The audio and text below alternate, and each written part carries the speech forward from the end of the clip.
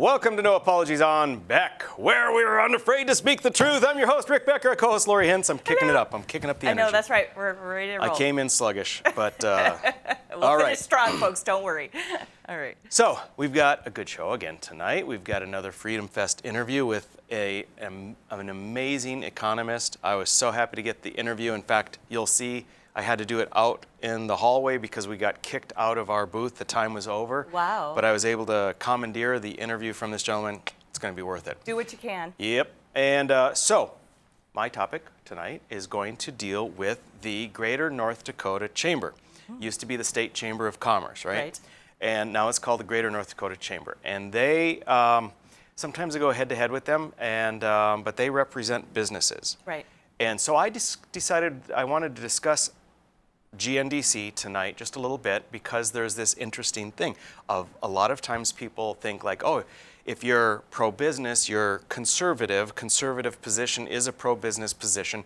Therefore, you would want to do well in the eyes of the Greater North Dakota Chamber. But there's a little bit of it's more complicated than that. Let's throw up the first graphic and I'll show you what I'm talking about. So here we have, and I apologize, this is it's hard to see. It's an email I got because I'm on the list for Governor Doug Burgum, and it's about the Greater North Dakota Chamber champions. Now, the North Dakota Chamber scores the legislators. A lot of different organizations do on how well legislators voted according to the bills that were important to them.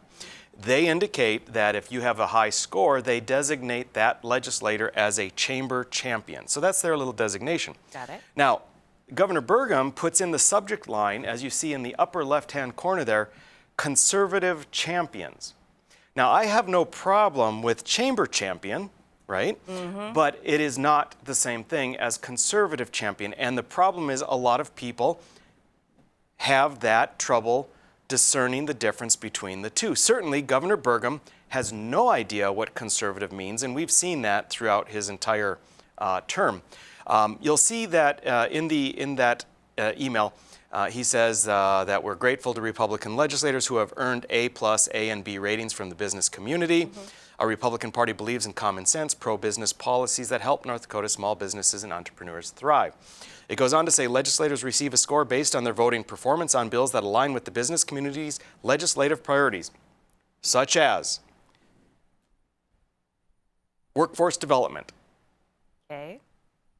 smart infrastructure investments, and business climate protection. See, so we've got some things there, right? A little bit, so I think, business protection isn't necessarily conservative, right? And workforce development is commonly not conservative, and infrastructure investments depends because investment just means spending. You put a spin on it as a legislator. Pull up the next graphic if you would. And this is the Greater North Dakota Chamber's legislative report. They do it each session, how they voted. I think it's very informative. You can learn what the Greater North Dakota Chamber's priorities are. You can learn how the legislators voted. It's very well done. Okay, it's very well done. Now here's the thing. Greater North Dakota Chamber, they feel that I maybe am not a fan, right? And it's not so much that I'm not a fan, it's that I want to declare and have people understand that a small government, free market approach is not the same thing as a pro-business approach. Now, Greater North Dakota Chamber right now is headed up by Eric Spencer, who's the CEO and president, and by Matt Gardner, who's the Director of Legislative Affairs. Both of these guys are great guys. Yep, they are solid. I like them personally. Yep. I think they do a solid job. Greater North Dakota Chamber is lucky to have these two. Great. Okay? It doesn't change the fact that they advocate for policies that are considered pro-business. Now, less taxes is pro-business. It's also very conservative. Less regulation is pro-business. It's also very conservative. But trying to create economic diversity by subsidizing and giving corporate welfare to select businesses and industries is absolutely not conservative. It can be and is usually considered pro-business. And you see, it took me a while. It was probably 2014 that I realized, wow, I'm not technically pro-business, I'm pro-market. I'm pro-free market and I'm pro-people. You see, because when you have tax dollars going to cronyism and corporate welfare, that's not pro-people and it's not pro-market, even though it might be pro-business. Now I'm going to give you some examples because I want to put a little bit of substance behind what I'm saying. Again, for the record, GNDC, hey, you've got your mission and it's fantastic. I agree with 2/3 of it, at least half of it. And I am opposed to the other portion of it, which is not free market. That's okay. We can have our disagreements. And by the way, Eric Spencer invited me. They have their big policy summit. It's an annual thing. Saw that. It's a huge deal. And I'll hand it to Eric 10 times over. He invited me to be on a panel with Rich Wardner and Tim Mathern, Democrat, to discuss our spending in the state. And is it too much, too little, or just right? Now, they know my position, and they know that it's not, that I'm not going to be in agreement with the other legislative leaders. Yet they are honest enough and have the integrity to have a member, a group of people, a panel on stage to actually discuss it and not just be nicey nice and chummy chum. So again, God kudos bless to GNDC, Yes. but you're not conservative. Right. Okay. When so is that? Is that coming up? Is that something that people can go to? Yeah. August 12th. It's going to be in Bismarck. August 12th already. So I got to prepare for it. My guess is, folks, my guess is that you're going to hear both our Senate Majority Leader, Rich Wardner, and Tim Mathern, who represents Democrats, say that the spending level is about right. It's about right. The Democrats are going to say it's about right, but we really need to focus on some different things. Rich Wardner, representing the Republican majority in the Senate, is going to say it's about right because we have to do this, we have to do infrastructure, we have to look forward, we have to protect this. He's going to say it's about right. You know where I'm going to come in. Yeah. We have spent. Sure, I know. We have so overspent. Anyway, that's August 12th. Back to GNDC. I want to give, again, substance to what I'm saying. They covered many bills. Right, and I think I had a 62 or 63%. So I've never been a chamber champion. In my opinion, if you're a true blue conservative, you're not going to be a chamber champion, depending on what bills they choose. For the Senate, I saw there were some conservatives that are chamber champions, but I didn't look at their bills specifically. So it depends what comes to the floor. Right.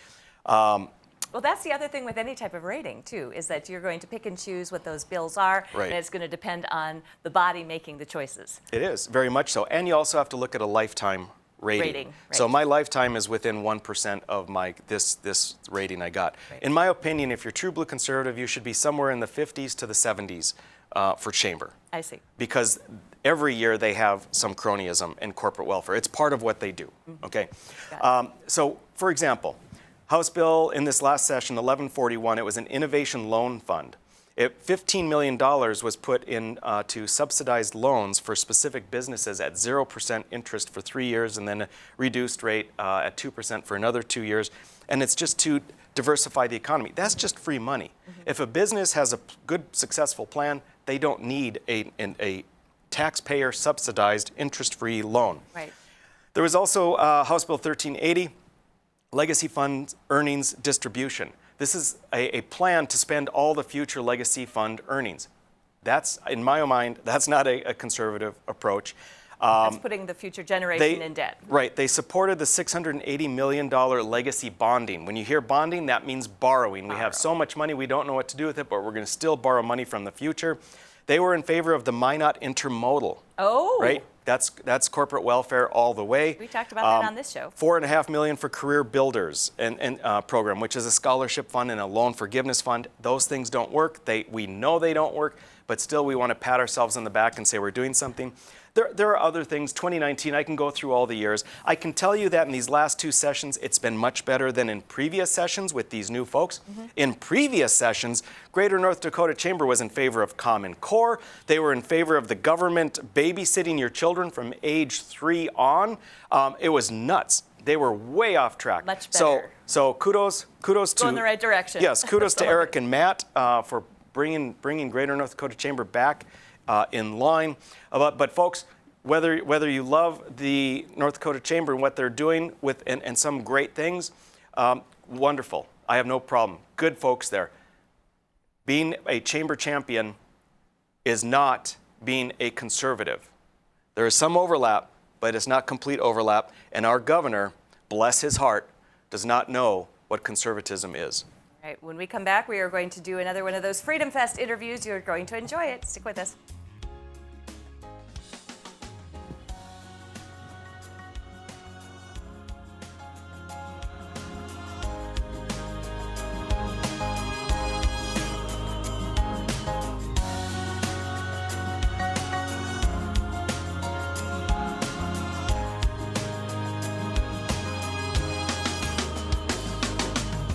When you can't find answers to your recurring health challenges, it can feel like your health and your future are being held hostage. The Wellness Way is a network of health restoration clinics that think and act differently to solve the health challenges others can't. Here, we disrupt the standard approach to care through a combination of testing, individual plans, and one-on-one guidance, putting your health and your future where they belong, in your own hands. 40 years ago, Aero Service Team started with one truck and lots of hard work. Times may have changed, but the hard work that we put in to get your lives back in order after fire, water, and disaster hasn't. Over the years, we've seen so many families lose their belongings due to water and fire damage. Restoring homes back to the original state has made every hour of hard work well worth it. Thank you for trusting our family with yours. When disaster strikes, you only have to make one call. Aero Service Team does it all. It's every American's right to bear arms. At Mandan Sporting Goods, we're here to help you support your Second Amendment rights, which reads, a well-regulated militia being necessary to the security of a free state, the right of the people to keep and bear arms shall not be infringed. Whether you're looking for a pistol for personal defense or collector gun, we have the staff to help you. We also have the area's largest inventory of ammo and reloading supplies. Mandan Sporting Goods, the area's local gun and ammo specialists. 40 years ago, Aero Service Team started with one truck and lots of hard work. Times may have changed, but the hard work that we put in to get your lives back in order after fire, water, and disaster hasn't. Over the years, we've seen so many families lose their belongings due to water and fire damage. Restoring homes back to the original state has made every hour of hard work well worth it. Thank you for trusting our family with yours. When disaster strikes, you only have to make one call. Aero Service Team does it all. Every great pizza has a secret. At New York To Go, that secret lies in our perfectly recreated New York water, the key ingredient to making our signature New York-style pizza. We also feature gyros, with the region's only gyro meat spit, plus Nathan's hot dogs, calzones, and our delicious jumbo buffalo wings. Try a 14-inch or our special giant 20-inch pizza tonight. You gotta know how to fold them if you want to hold them. New York To Go, we deliver for you. Go for Launch 2018 series winner. Without further ado, it is my honors. Reginald. The winning team is the Flumin River Excellent. Oh my God! They won!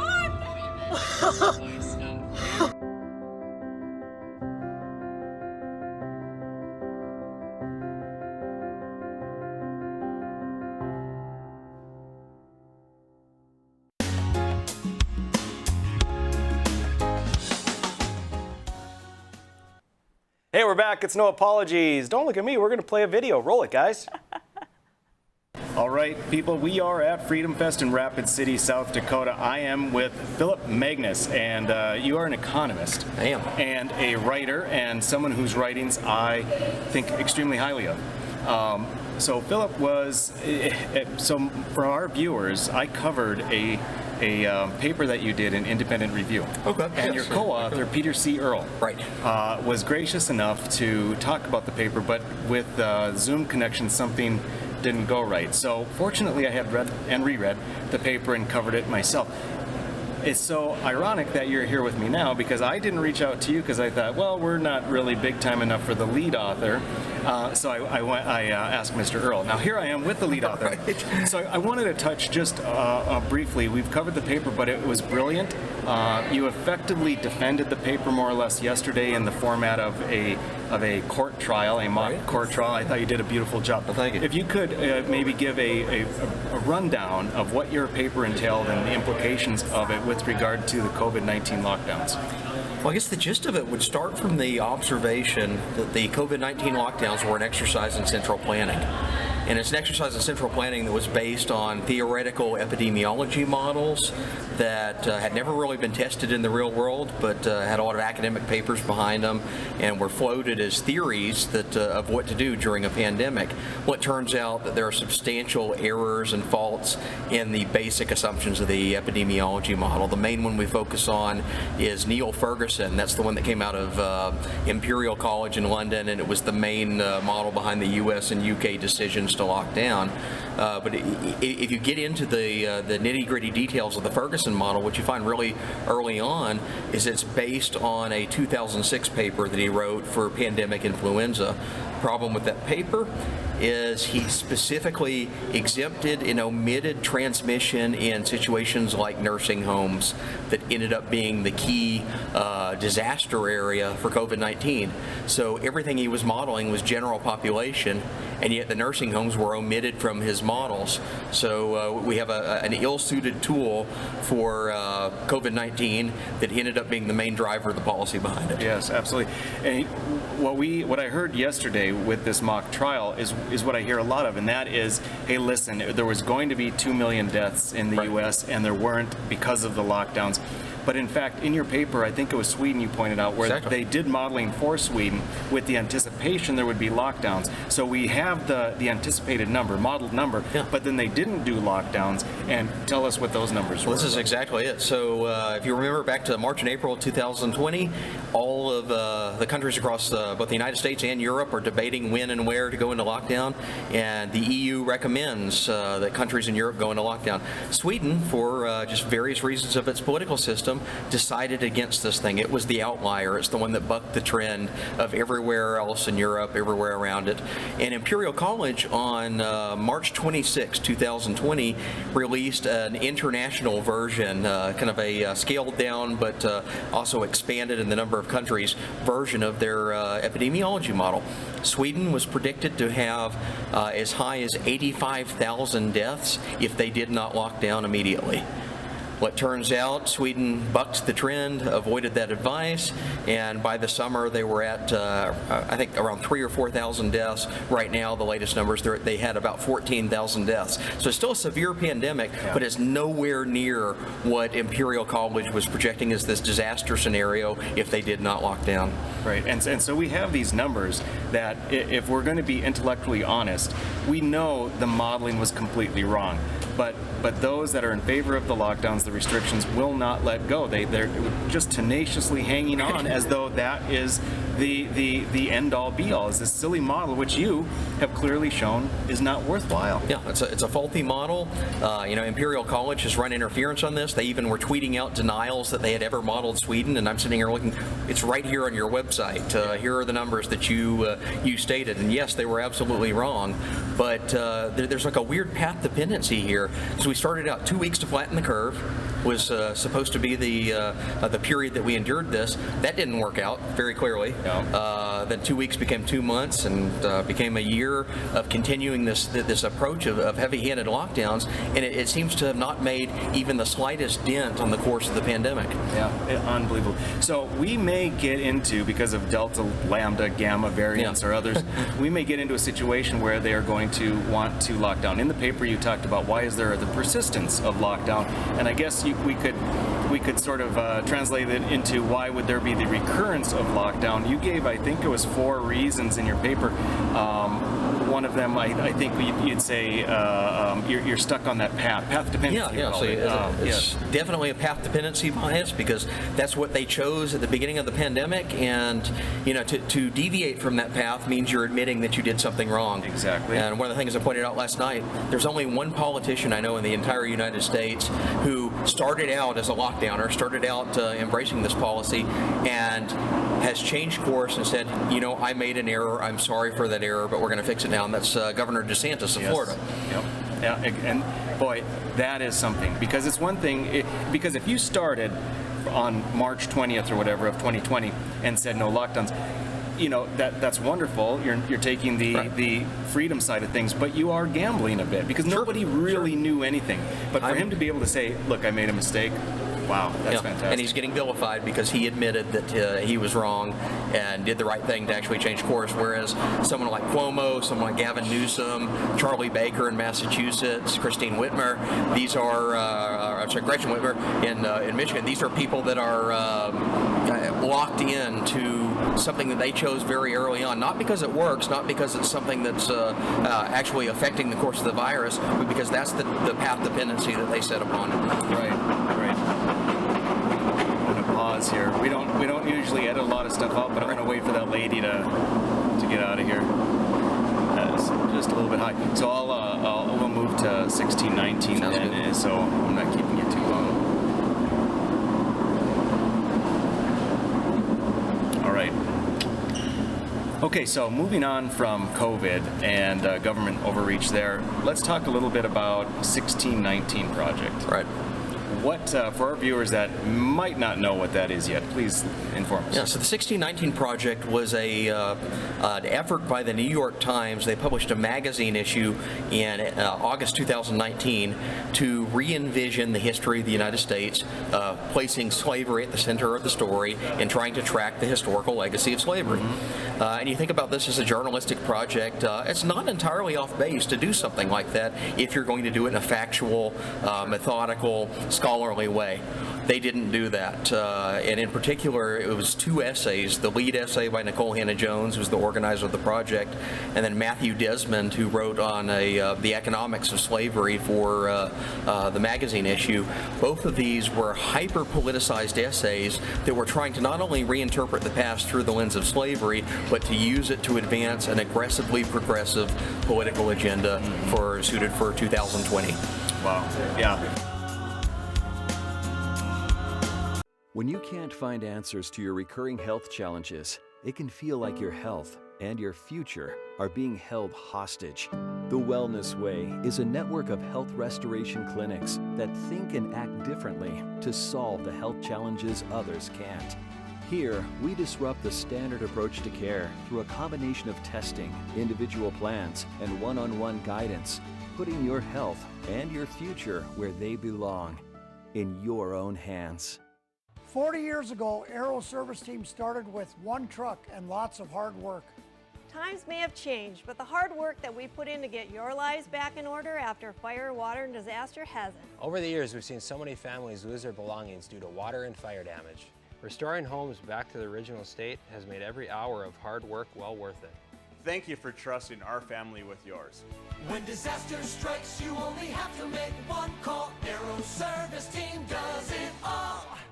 Prairie Patriot Firearms and Training is the region's most complete gun and training center. 5-lane indoor range, a gun shop, and a certified training facility. Firearms training courses are offered daily for new, intermediate, and advanced shooters. If you're not comfortable in a classroom setting, Prairie Patriot offers one-on-one private lessons, from basic self-defense training to concealed weapons testing, along with a full line of guns, ammunition, holsters, and concealment clothing. Prairie Patriot, 3930 Memorial Highway, prairiepatriot.com. 40 years ago, Aero Service Team started with one truck and lots of hard work. Times may have changed, but the hard work that we put in to get your lives back in order after fire, water, and disaster hasn't. Over the years, we've seen so many families lose their belongings due to water and fire damage. Restoring homes back to the original state has made every hour of hard work well worth it. Thank you for trusting our family with yours. When disaster strikes, you only have to make one call. Aero Service Team does it all. Every great pizza has a secret. At New York To Go, that secret lies in our perfectly recreated New York water, the key ingredient to making our signature New York-style pizza. We also feature gyros, with the region's only gyro meat spit, plus Nathan's hot dogs, calzones, and our delicious jumbo buffalo wings. Try a 14-inch or our special giant 20-inch pizza tonight. You gotta know how to fold them if you want to hold them. New York To Go, we deliver for you. It's every American's right to bear arms. At Mandan Sporting Goods, we're here to help you support your Second Amendment rights, which reads, a well-regulated militia being necessary to the security of a free state, the right of the people to keep and bear arms shall not be infringed. Whether you're looking for a pistol for personal defense or collector gun, we have the staff to help you. We also have the area's largest inventory of ammo and reloading supplies. Mandan Sporting Goods. the area's local gun and ammo specialists.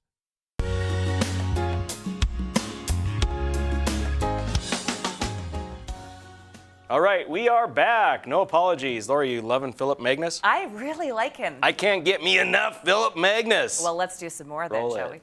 Are we seeing that now in colleges, in high schools? Where is this being implemented? So the 1619 project, when the New York Times rolled it out, I mean, you got to think that the advertising budget for this was in probably at least the tens of millions. They ran a Super Bowl ad for it. When they rolled it out, they had a high school curriculum already prepared and ready to go to adopt this as the new way to teach American history in the classrooms. Wow. I'm wondering, is this sort of just parallel to, or is it actually intertwined with CRT, critical race theory? So Nicole Hannah-Jones, the writer for the New York Times, has very explicitly endorsed critical race theory, and I think what you can say here is that there's a critical race theory subtext to at least 2 or 3 of the key essays in the 1619 project, and that's, if you want to break it down, critical race theory is often about going after institutional bases for society that they try to recast as inherently discriminatory and inherently tainted by an evil of the past. Well, what does the 1619 project do? Nicole Hannah-Jones's essay goes after American constitutionalism and the American founding. Matthew Desmond's essay goes after free market capitalism and says both of these are tainted by slavery and therefore need to be re-examined and possibly overturned. Wow. I mean, it sounds like we're rewriting history. It's part of what we might have heard of years ago as transforming America as we know it. Right. Because if we can teach the young people something that is not true, but that we have that in America is inherently racist, right, as shown by what the 1619 Project is advocating, and then reinforced with critical race theory, then what you have, I guess, is your pathway to Marxism. Would you say that's an overblown statement? And you see this in Matthew Desmond's essay where he goes after the history of capitalism. His whole point is to tie slavery and capitalism together. And the argument goes that, well, if capitalism is tainted by slavery, if America got wealthy on the backs of slavery, therefore we need universal health care and redistribution of wealth and all these progressive agenda items of 2020 that were completely off the radar for even the historical subject. But the big fault here, not only is he making this political play, his history is wrong. It's abysmally wrong. If you go back to the origins of the entire concept of free market capitalism, and I use it in the free market sense because that's how they deploy it as their attack.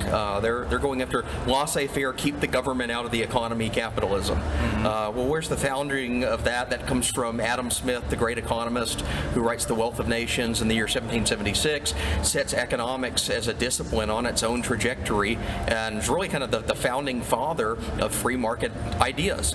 Well, it turns out Adam Smith is also an abolitionist. Yep. So I asked the question, how is Adam Smith, the abolitionist, the father of free market capitalism, responsible for slavery? Yeah, that is a beautiful way to pose that question. I love it. Yeah, and I'm sure there's really no response. There can't be. They brush it aside, and I've had direct attempts to get the New York Times to issue corrections to factual errors that are in the 1619 Project, and both of them were brushed aside. I've had communications with the editor who basically told me, no, we simply aren't going to correct that. Yeah. And these are like outright factual errors where they mistake statistical data to make their claim, where another one, Desmond claimed that Microsoft Excel spreadsheets are the accounting derivative of the plantation system, and his cited source had the exact opposite, said, no, I'm not claiming that accounting from Microsoft Excel derives from the plantation system. So this is something that any good newspaper would be obliged to issue a correction on, and they outright refuse. Even worse than that, and this is a discovery I made almost inadvertently in September 2020, so this is well after the 1619 Project came out. It turns out they secretly stealth edited the text of the document itself. What happened is the original version said that one of the goals of the 1619 Project was to replace 1776 as the founding year of the United States with 1619. And they say now that this was just a metaphor, this is a political statement, but you can tell that that's automatically going to be a very controversial idea and claim. Supplanting 1776 with 1619, this is throwing out the American founding if that's indeed what they were trying to do. And what happened is Nicole Hannah-Jones had been asked about this, and she caught a lot of flack very early on because that's a pretty inflammatory argument. But she catches a lot of flack. She goes on CNN and outright denies that she ever made that claim. And I'm watching CNN, other reporters are noticing this, and they're kind of scratching their heads. Wait a minute, I thought you did make that claim. Well, I went back to the New York Times' website and looked up the essay where it appeared in, and suddenly that line is no longer there. It's missing. Really? So I found an archived copy of it, and it turns out that they deleted it sometime right before they submitted it for the Pulitzer Prize. So I write up an essay on this, have the screenshot side by side of where the text has been edited. It causes what seems to be a scandal in the New York Times' newsroom. Brett Stevens, one of their own columnists, called out Nicole Hannah-Jones on this on the pages of their own paper. But what do the editors of the paper do? They sided with Nicole Hannah-Jones. They sided with the 1619 Project on something that you know, this is journalism ethics 101. Regardless of what you think of the politics of it, you do not edit your text of previously published works and try to hide it. That's amazing. Wow, the complicity of the media in trying to craft this false narrative. It's astounding on how far they'll go. I don't know. I mean, we always knew they're leaning that way, but now they're just it's out in the open. They're active participants rather than passive. We're going to let it go. Yeah. Yeah, and that's the real tragedy of it. I mean, truth is being sacrificed for a political agenda, and you see that it's the cart of the political agenda in 2020 that's leading the horse of the story, the horse of the evidence. Yeah, it really is. Well, Philip, thank you so much. I really appreciate you taking the time to be with us and the Happy viewers. to be here. Yeah, thank you so much. Thanks. Philip Magnus, he was excellent. Yes, and he was. When we come back, we're going to do a little COVID update for you. Stay with us.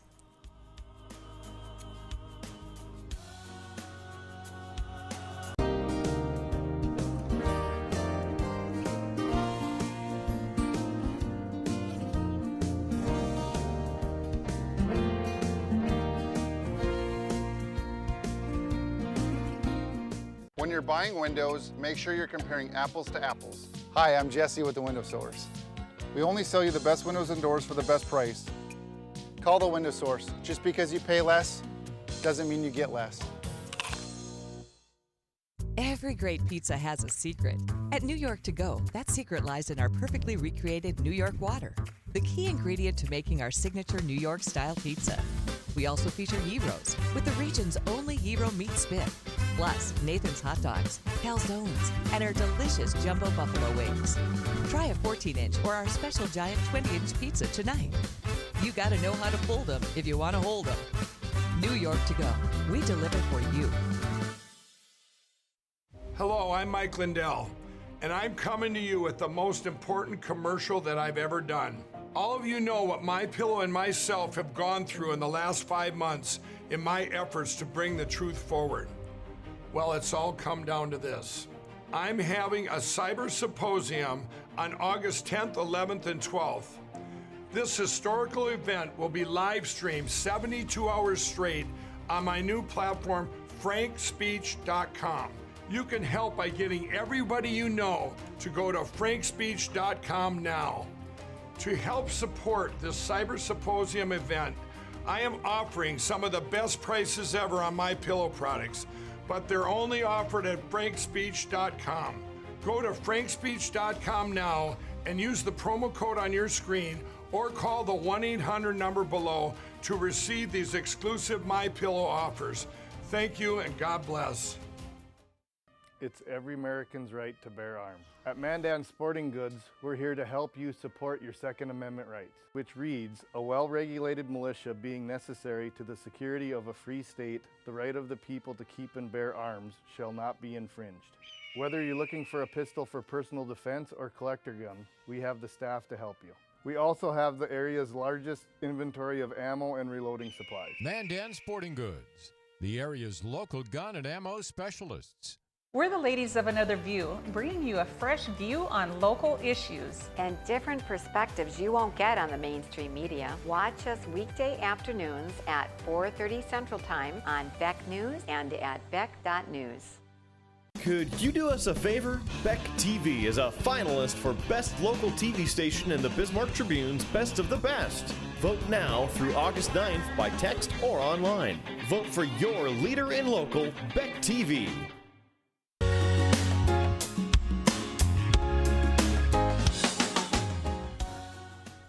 Aha, we're back. And Lori, you've got a segment all about COVID. Well, it's interesting because there have been so many stories that have been coming out lately, and I started compiling them, actually, and I thought, okay, well, I'm just going to do a segment, and it's going to go from one topic dealing with COVID to another, and there are so many different aspects of things that are going on in the country right now that I thought I would just give you a little update on COVID anyway. So the first one is a story that I saw in the American Spectator, which is talking about New York City being the first to require vaccines to dine or shop indoors. And this is just appalling to me. But Mayor Bill de Blasio announced on Tuesday that New York City residents will be required to show proof of vaccination via a health pass in order to participate in indoor activities. Jesus. I know, right? The Key to NYC Pass program will launch on August 16th already, which isn't very far off, and the city will begin enforcing it September 13th. New Yorkers will be expected to show proof of vaccination for dining, exercise, entertainment, and indoor work. Now, the interesting part of this to me is that you've got from August 16th when it goes into effect, and they are not going to enforce it until September 13th. So what happens in the meantime there? I mean, aren't people going to get COVID? I mean, aren't they leaving people in a dangerous situation if this is so? Do you know what I'm saying? If there was logic to it. If there was logic to it, they would enforce it. They would give you the same date and say, okay, this is when we're starting, and this is when it's going to be enforced the same date. So that just flies in the face of logic to me, anyway. All right, so that was silliness, and I am very, very thankful that I do not live in New York, and I know that those people who are living in New York are probably really unhappy and are probably getting ready to leave New York City. I mean, remember the outflux they had of people already earlier? Yep. It's probably going to just continue. So, okay, that's story number one. Story number two came from the Epoch Times. And this is an interesting thing, too, because if you know anything about the Epoch Times, you know that it was started by people who are former communists. So the people who did it were from communist China. So there's some real specific stuff.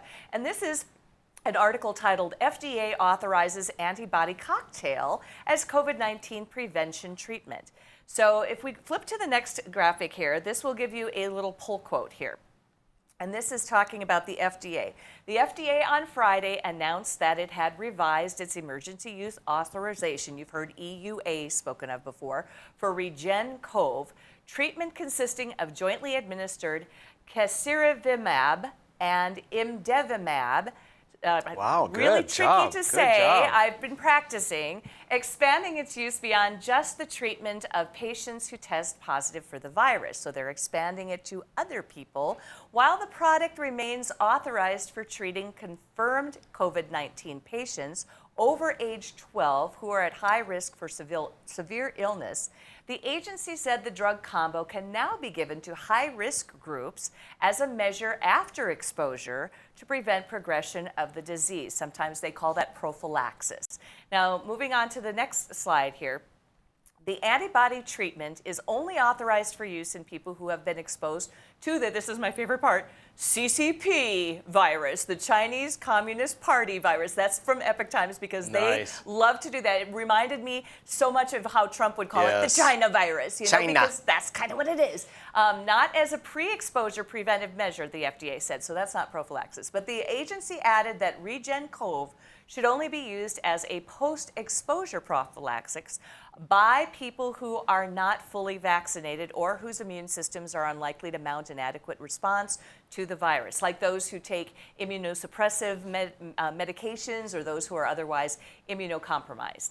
So prophylaxis with RegenCov is not a substitute for vaccination against COVID-19, the FDA noted, while urging people to get the shot. So they are giving you opportunities to do better with the disease after you have been exposed to it. They're also saying, but you should still get the shot. So I just wanted to point that out because I thought that was irritating and annoying.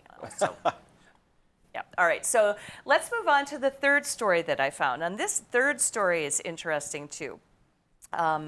And by the way, let me backtrack a little second here. The trial found an 81% reduction in confirmed symptomatic COVID-19 cases in people testing negative at the start of the study and who had household contact with people who were infected with the virus. So, all right, this article is from USA Today, and this is actually a tweet embedded in this USA Today article that I found. It is interesting. You can see it says NBC News, citing unnamed officials aware of the decision, reported it comes after new data suggests vaccinated individuals could have higher levels of virus and infect others amid the surge of cases driven by the Delta variant now of the coronavirus. Now, the interesting part about this tweet is that this is a USA Today article that says USA Today scrubs passage suggesting vaccinated individuals may spread COVID with higher levels of virus. So they had this embedded in their article and then scrubbed it because they didn't want that little information that you saw up there to be going out for anywhere. Wow. So on the next pull quote here, you can see the story from USA Today drops the reference to NBC News, but nonetheless corroborates the news. CDC says vaccinated people may transmit virus, recommends masks indoors.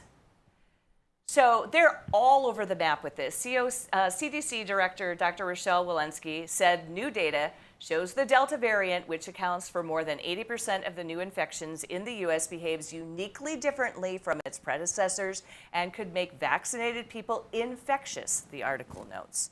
So this is very interesting stuff to me as well. The other thing I want to say is I think that at some point we're going to have a MAGA variant as well. I'm expecting a MAGA variant in this because you know they're just going to keep naming them, and they may as well just call it a MAGA variant and get done with it too. So the next slide says information on the Delta variant from several states and other countries indicates that in rare occasions some vaccinated people infected with the Delta variant after vaccination may be contagious and spread the virus to others. I just want to know which it is. I just want to know, is it or isn't it? Walensky said in announcing new guidance which reverses the CDC recommendation in May, this new science is worrisome and unfortunately warrants an update to our recommendation.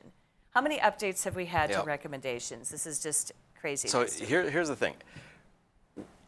People need to recognize we've got a situation here. There is, we'll call it the original COVID-19. Yep. Right? There's a vaccine for it. It apparently works for that variant. And if you're vaccinated, you don't have to worry about it. If you're vaccinated, it doesn't matter if someone else is not vaccinated and they have it because you're protected.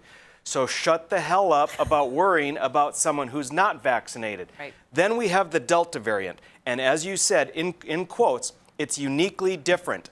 Okay, the Delta variant it could just as well be called something besides COVID. It's not the same thing as the original COVID. It is a different virus, albeit somewhat structurally related. Yep. If you are vaccinated, you're not protected from it. If someone is not vaccinated, they are not protected from it.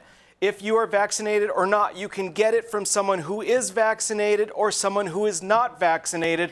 So shut the hell up about people who aren't vaccinated. Use your damn heads. I've got one more quick video for you. This one is another COVID story because, of course, Nancy Pelosi ordered Capitol Police to arrest visitors and staff members in the Capitol if they weren't wearing a mask.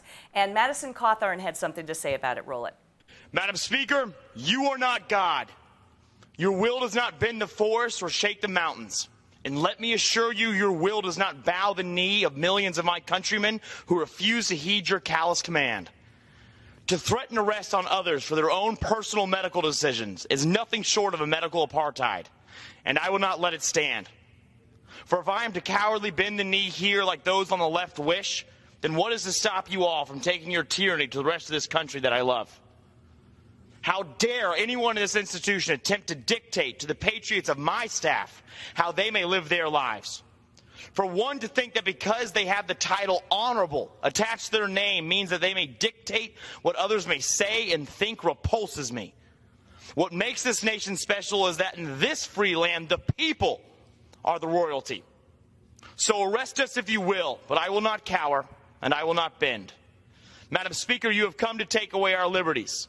But Madam Speaker, in this country, you are outnumbered. With that, I yield back. Booyah! Nice. Boom! Mic drop. That was beautiful. It was epic in 1 minute too. So, all right, when we come back, we're going to do an off the cuff for you. So stick around.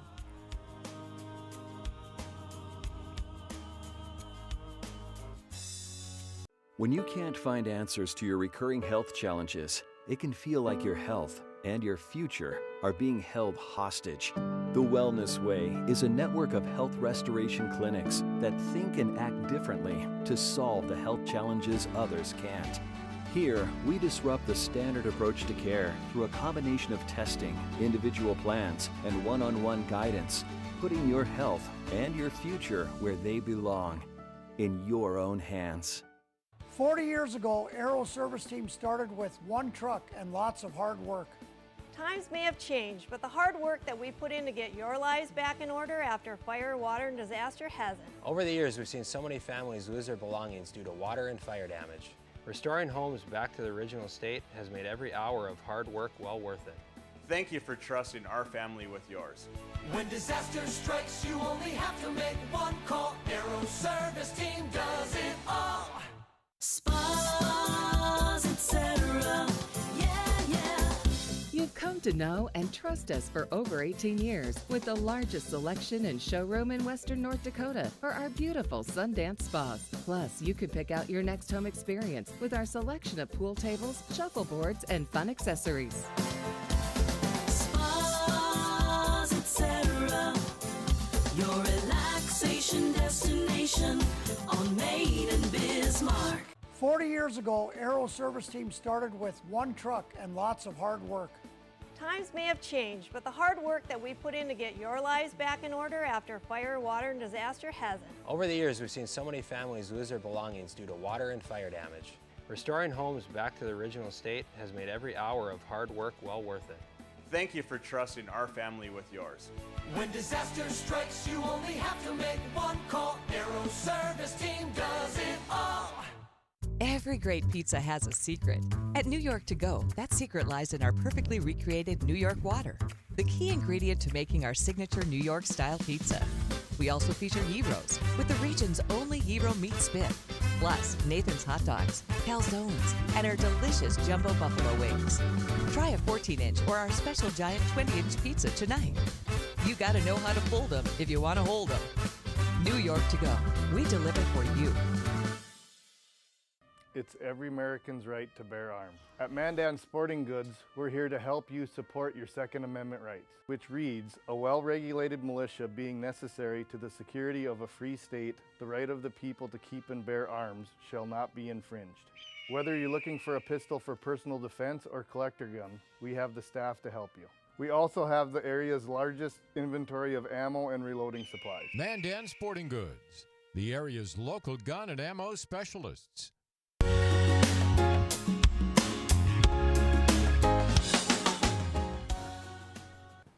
Hey, we're back. It's our final segment, and we have Off the Cuff. You want to explain the premise of this? Okay, so it's just a thing where I like the idea that if you're well-grounded, you don't have to be super smart, you don't have to be extraordinarily well-read, you just need to be well-grounded in what you believe, and that if someone poses a question to you, that you can apply those principles. And so in this segment, Lori just throws out some questions, and I just do the best I can. Using those principles. It's so fun for me because I get to do a little prep and you don't have to prep at all. I love that. I could do the whole damn show for Off the Cuff. That's probably true. I would love that. Okay, so my first one is regarding an article in the Federalist by Joy Pullman. Now, those people who were in the fight, have you heard her name before? No. Okay, well, okay, so not the Federalist, the original Federalist papers, but No. there's a newsletter of attorneys that are conservative, right? Yes. Is that that's what it's you're the talking about? Federalist. Now, the Federalist it's a great article. They've got excellent articles in there. Joy Pullman actually has been in Bismarck before. She spoke one time at the Bismarck Public Library some years ago. I don't know how many years ago. Probably I want to say 2013 or 2014. She came to town probably, and she was talking about how to deal with Common Core. Okay. But she's an excellent writer. Anyway, she has this article that is out that is entitled "Deep State May Have Provoked the January 6th Capitol Riot." Well, let's take a look at the graphic here, and you can see what it says there.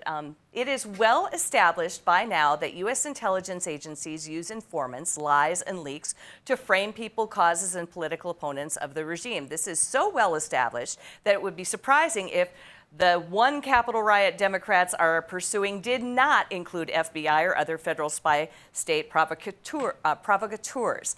And if that is the case, then our country is in deep you-know-what, she says in this article. And my question is there a deep state, and who exactly comprises it? Is it possible, there's a couple of questions here, is it possible that the January 6th so-called insurrection wasn't an insurrection at all? And are we, as Joy Pullman says, in deep doo-doo or in deep you-know-what? Right.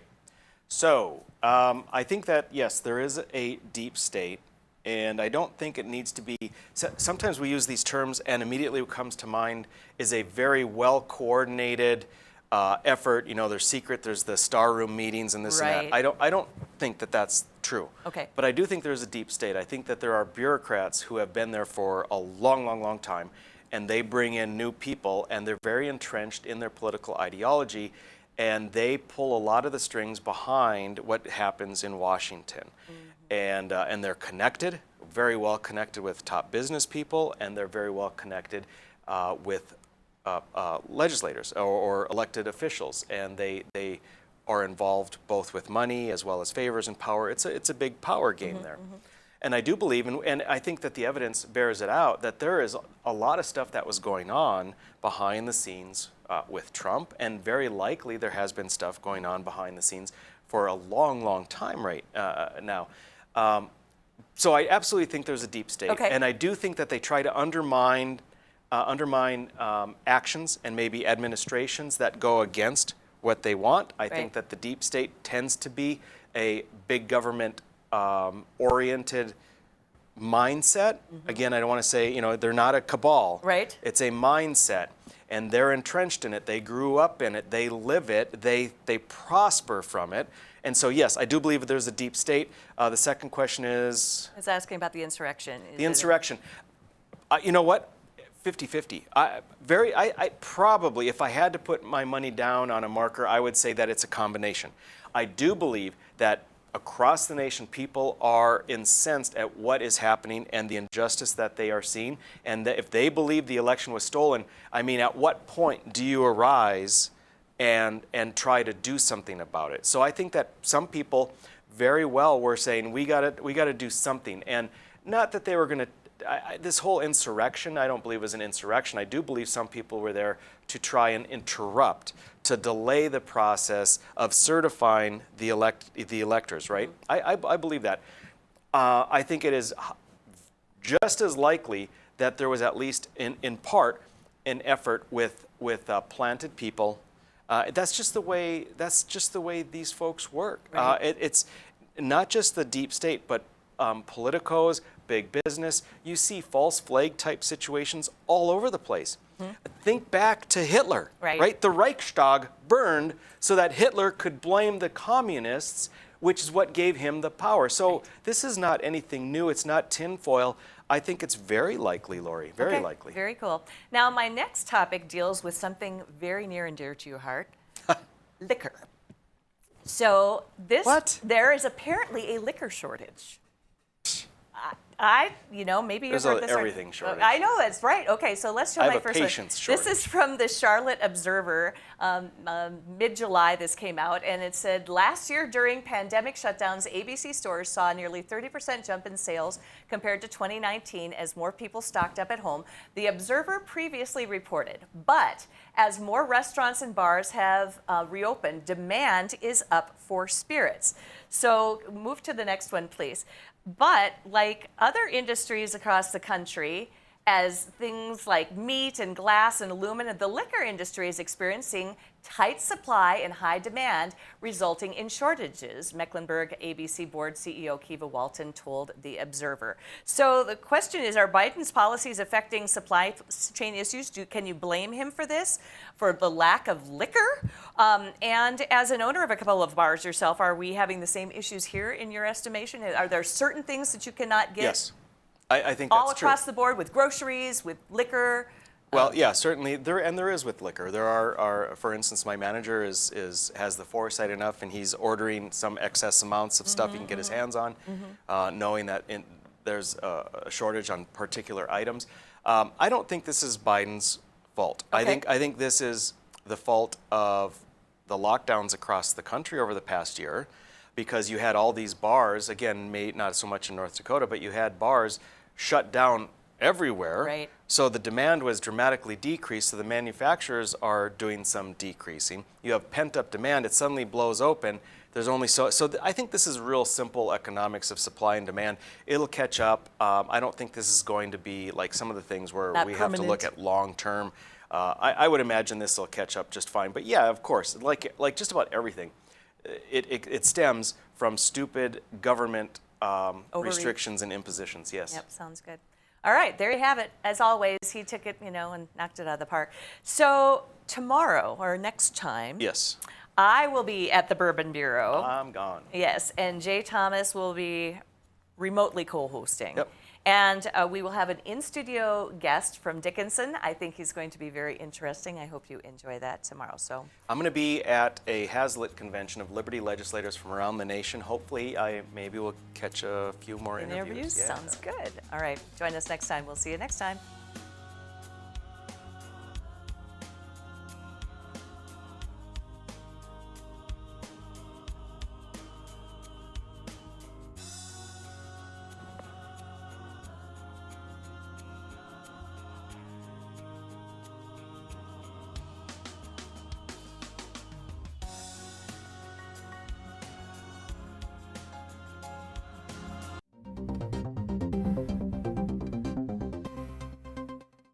Hello, I'm Mike Lindell, inventor of MyPillow. Thanks to your support, you've helped make MyPillow become one of the fastest growing companies in America. Over the last 12 years, you've helped MyPillow create thousands of jobs right here in the USA. When I got MyPillow, I'm asleep almost immediately. I stay asleep at night and I wake up more well-rested in the morning. That's why I invented MyPillow. My patented fill adjusts to your exact individual needs and helps keep your neck supported and aligned. I'm interrupting this commercial right now. Retailers have canceled MyPillow, and to thank you for your support, I'm gonna pass the savings directly on to you. For example, you get my 6-piece towel sets, regular $109.99, now only $44.98, or MyPillow dog beds for as low as $19.99 with your promo code. For the best night's sleep in the whole wide world, visit mypillow.com.